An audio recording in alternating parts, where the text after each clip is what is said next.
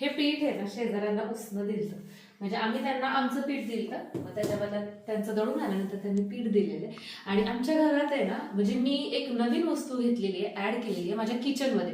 काय आहे हे अगदी 2च मिनिटात तुम्हाला समजेल. याच्या अगोदर मी ही शेगडी बदलली. ह्या शेगडीला खूप जणांनी कमेंट केल्या की ताई कुठनं घेतली, पण ही मी घेतली होती लोकल मार्केटमधून. त्याच्यामुळे मग म्हणजे आता इथनं ज्यांना घेऊन जाणं शक्य आहे, बऱ्याचशा जण जे मला करमाळ्यातून किंवा आसपासमधनं पाहतात त्यांनी तिथे जाऊन चौकशी केली किंवा बऱ्याच जणांनी घेतली वगैरे, ते मला नाही माहिती आता.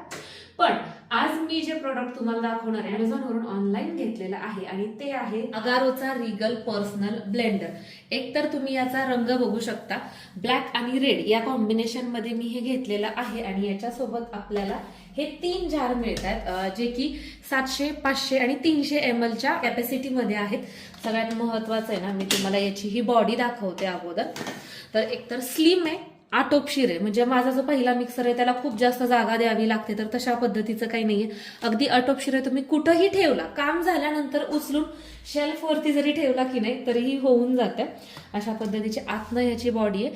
इथं डू नॉट रिमूव्ह म्हणजे हे काढायचं नाही, ह्याच्या आतमध्ये मोटर वगैरे आहे.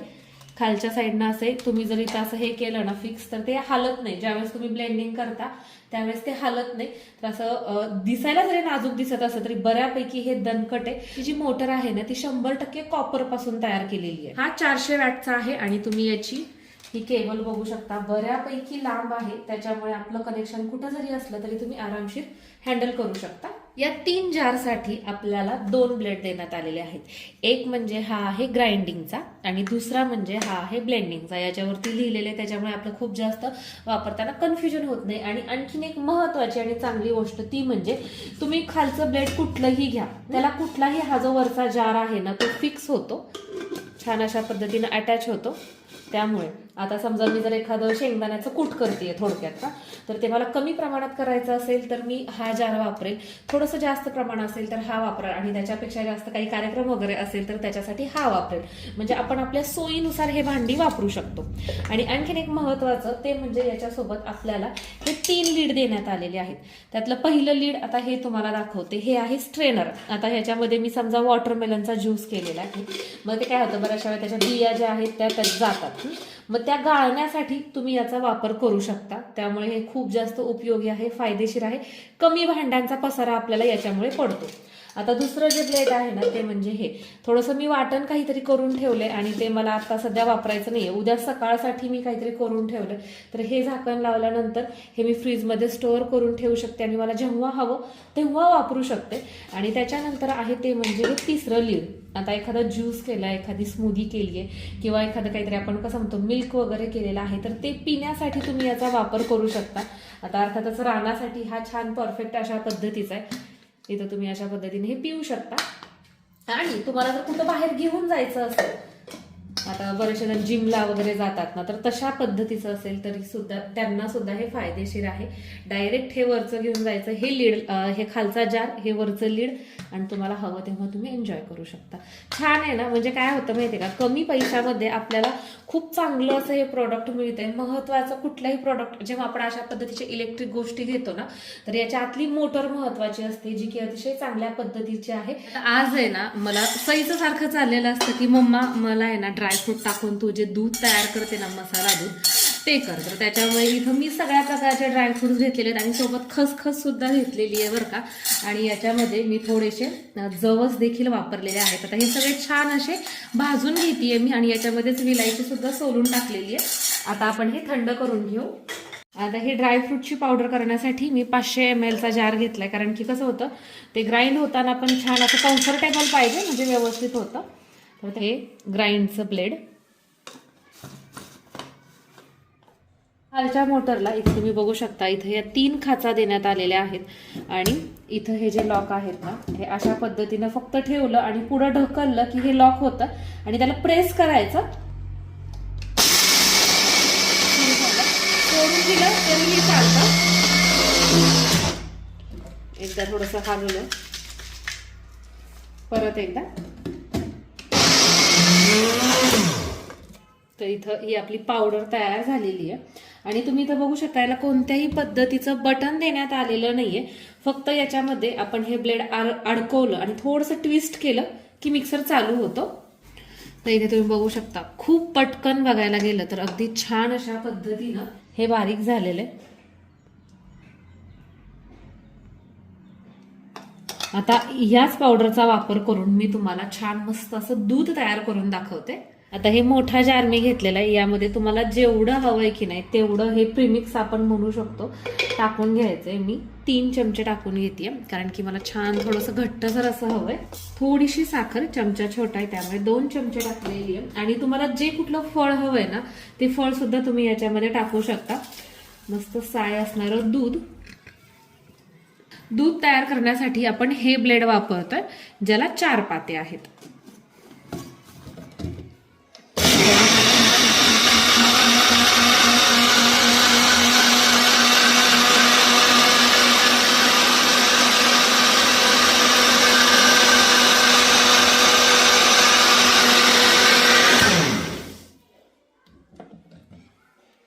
तर हे घ्या छान मस्त की तुम्हाला फेसाळलेलं दूध दिसतंय का? तर तुम्ही बघू शकता मस्त असं हे फेसाळलेलं आहे आणि पिताना तर इतकं अप्रतिम लागतं नाही.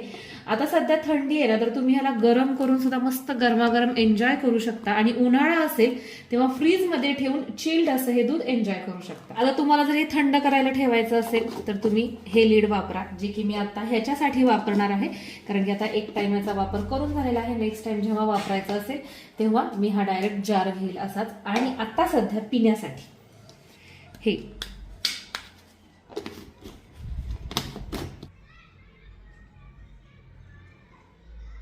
या बायकांसाठी आहे ना सगळ्यात महत्वाचं असतं ते म्हणजे क्लिनिंग. आता इथे इतक्या ज्या ह्या खाचा दिलेल्या आहेत, आपण वेगवेगळे पदार्थ बारीक करतो तर ते क्लीन होणं जास्त गरजेचं आहे. काही नाही, अगदी हे तुम्हाला जो मागचा पांढरा पोर्शन दिसतोय का, हलक्या हाताने त्याला प्रेस केलंय मी बोटांनी, तर हे बघा हे 3 प्रकारे असं सेपरेट होतंय. आता तुम्ही याची स्वच्छता खूप इझिली करू शकता ब्रशनी, घासणीनी, कशानेही. आणि परत ते असेंबल कसं करायचं हे सुद्धा तुम्हाला दाखवते. हे बघा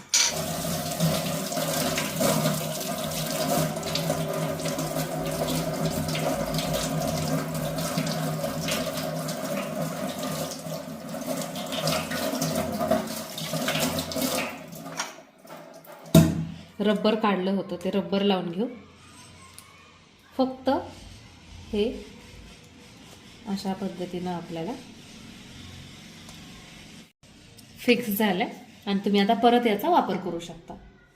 तुम्हाला सुद्धा जर अगारोचा हा रिगल पर्सनल ब्लेंडर हवा असेल तर याची लिंक तुम्हाला डिस्क्रिप्शन बॉक्स मध्ये देते. हवं असल्यास तुम्ही चेक करू शकता. ओके, चटणी तर इथे तयार झाली आहे. तुम्हाला सांगू का, म्हणजे बऱ्याचशा घरांमध्ये कसं असतं की इडली सांबर वगैरे असा काही प्रकार केला की नाही म्हणून तर दिवसभर त्यांचं त्याच्यावरच भागतं. पण आमच्या घरात तसं नाहीये बरं का अजिबात. म्हणजे इडली सांबर हे असं काही जरी तुम्ही नाश्त्याला वगैरे केलं तरी आमचा दुपारचा जो स्वयंपाक आहे म्हणजे चपाती भाजी ही जेवणात लागतेच. तुमच्यात पण तसंच आहे काय मला कमेंट करून नक्की सांगा. आता मी ह्यांना अगोदर ही देते. तुमची चटणी केलेली आहे, आता पटकन खायचंय आणि तुमचं आवरायचंय. तुमच्यासाठी खोबऱ्याची चटणी केली आहे, पटकन खावा आणि परत आपल्याला जायचंय त्यामुळं आवरा. काय त्याच्यात काय पैसे हे काय माहितीये का? सई दिदीचा गल्ला. गल्ला हे आम्ही लो बजेट वाली माणसं आहेत त्याच्यामुळे आमचा गल्ला पण लो बजेटचा आहे. असं काही नाही, ती येत ना लहान मुलांना गल्ल्यात म्हणजे सईला तरी काही दम निघत नाही. ती पहिल्याच दिवशी गल्ला फोडायला बसली तर त्याच्यामुळे ह्यांनी आहे ना तिला घरगुती गल्ला तयार करून दिला. याच्यामध्ये तिने पैसे आणि ते पण कसं एकाच दिवसात गल्ला भरायचा. घराला सगळ्यांकडनं पैसे नोटा गोळा करायच्या नाही टाकायच्या आणि भरला माझा गल्ला. काय केलं रे रानू, सई नाही येऊन राहण्याची मज्जा म्हणून त्यांनी घेतलाय. त्या पैशात काय करायचं राणा? काय करायचं त्या पैशाचं? तो कुठं चाललाय ते सांगितलं नाही. हा कुठं चाललाय? आपण कुठं चाललोय? कशाला? शैलीला भेटायला वय. आणि ते पाठीमागं ड्रॉइंग कोणी काढलंय रे भिंतीवरती? काय ते सांग बरं. रानूची पतंग आहे आमची बघा, पतंगाची डिझाईन कशी काय ते. तर सईच्या स्कूलमध्ये आज ओपन डे तर त्याच्यामुळे चाललेलो आहे. आणि आई राधिका त्या गेलेल्या दवाखान्यात सगळ्यांना बऱ्याचशा जणांना वाटतं की आम्हाला खूप टेन्शन आहे, राधिकाची काळजी आहे, आम्हाला पण आहे. तर तिची ट्रीटमेंट चालू आहे, तर त्याच्यामुळे तिनं इंदापूरला आमच्या इथनंच जवळजवळ मग किती लांब आहे, 70 किलोमीटर असेल. एक 60-70 किलोमीटर आहे इंदापूर. तर तिथं तिची ट्रीटमेंट चालू आहे. मग आई आणि राधिका ह्या दोघी जणी गेलेल्या आहेत, कारण की आमच्या भाऊजींना दुकान असतं. तर त्यामुळे ते त्यांच्या सोयीनुसार कधी जातात, कधी आई आणि राधिका जातात, असं असतं.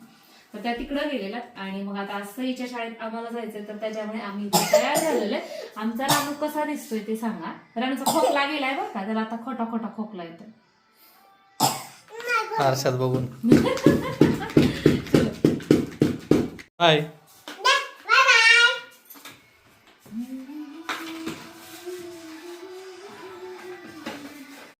बाय राणा, तुम्ही दोघंच चालला, मला नाही ना.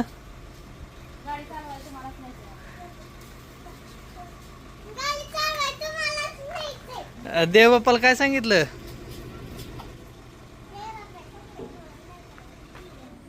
दहाच किलोमीटर जायचंय, पण कशासाठी? कशासाठी का? त्यासाठी रे रानू, आणि किती 7-8 मिनिटाचा प्रवास आहे, स्टोल आणला, त्याचा वापर तरी व्हायला नको का? त्याच्यामुळे मग काय गाडीवर बस. या नाही.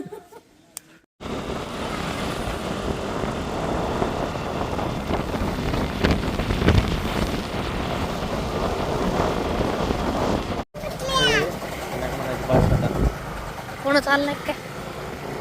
आजच आहे का पण? आजच होत ना. हे म्हटले ना, आता शेवटचा दिवस आहे. तुमचे मित्र ऐ, राणा, ऐ, ही कुठली पद्धत? चला आत जाऊ, पॅन्ट नीट कर. हां चला आत.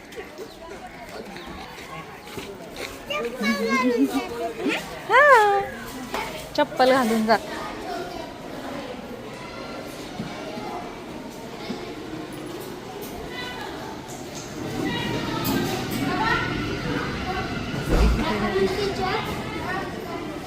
चल रानू आत. जिजा सईची क्लासरूम. सरक रानू. मी इथं बसू का? इथं कोणाची जागा आहे का? रियांशी कुठं गेली ती? हा बस सई. शई दीदीच्या बेंच आहे तो.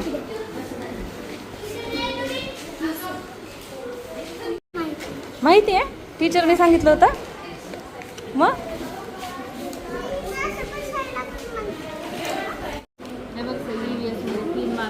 कुठं? इथलं मला आले.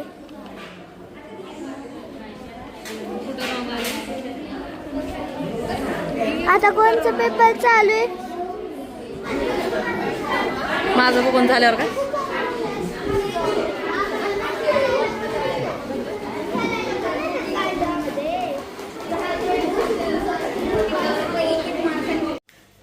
घरचं दुकान असल्यावर अशी मज्जा असते, हे की नाही रे रानू? रानूच्या काकांचं दुकान आहे म्हणून बघा, रानूची इतकी मज्जा असते. कोणाची तरी आहे का मज्जा? प्लेट मध्ये द्या. काकीला किती काही म्हटलं तरी काकी काही बोलू शकत नाही. किती आहे रे रानू?